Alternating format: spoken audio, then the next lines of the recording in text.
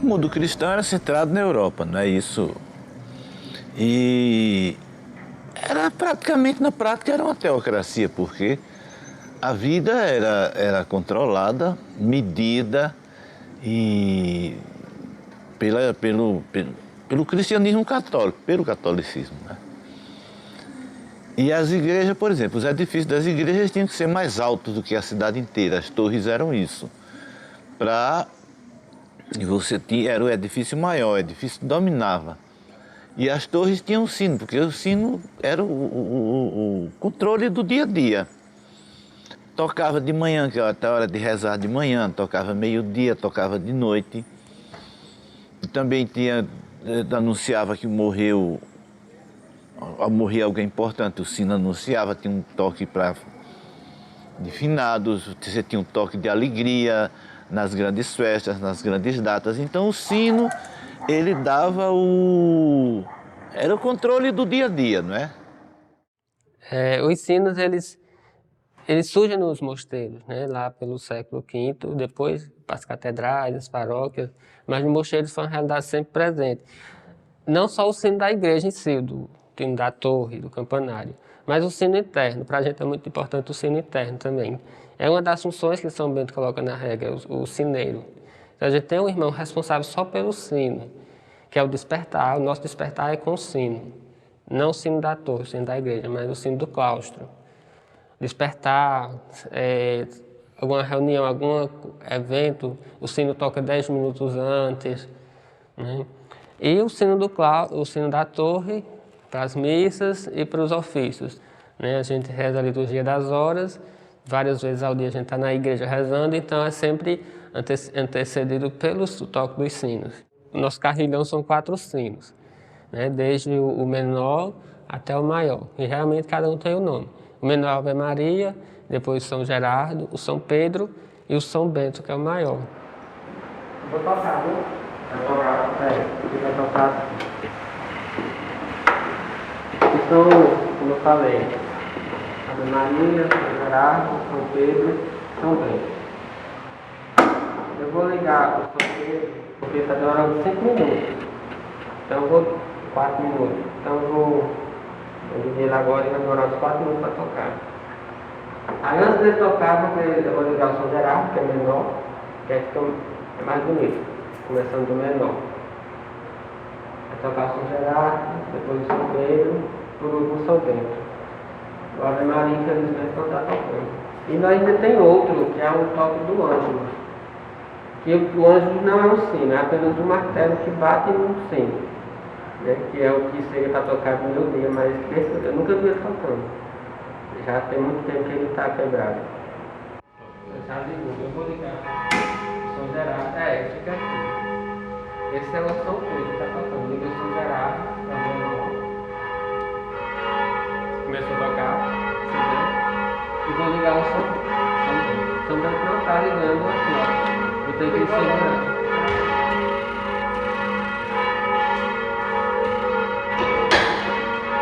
Ele está no trás, né?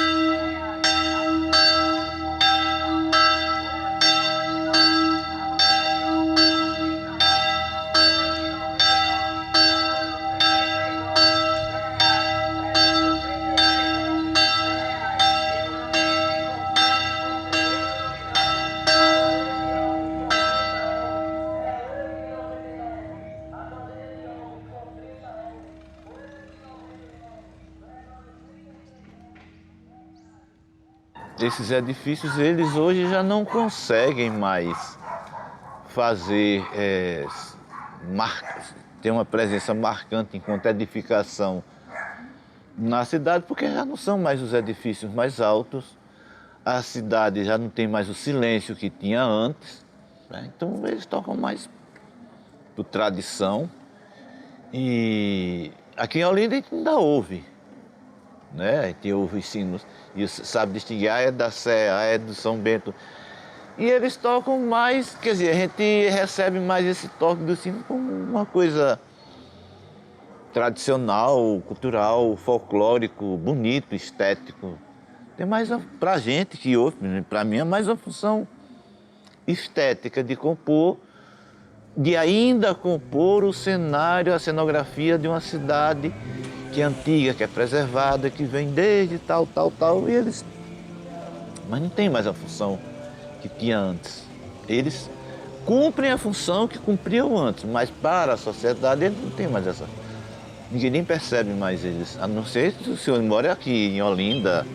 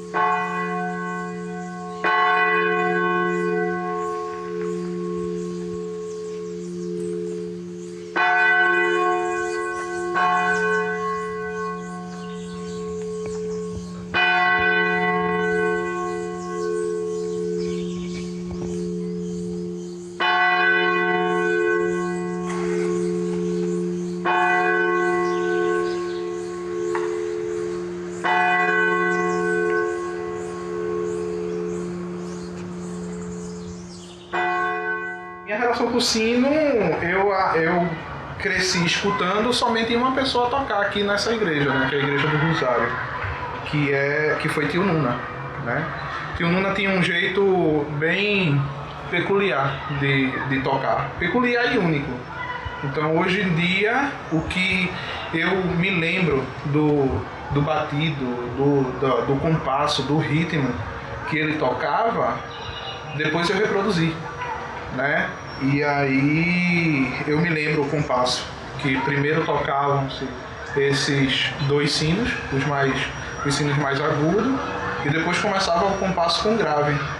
E aí tinha a pausa, né?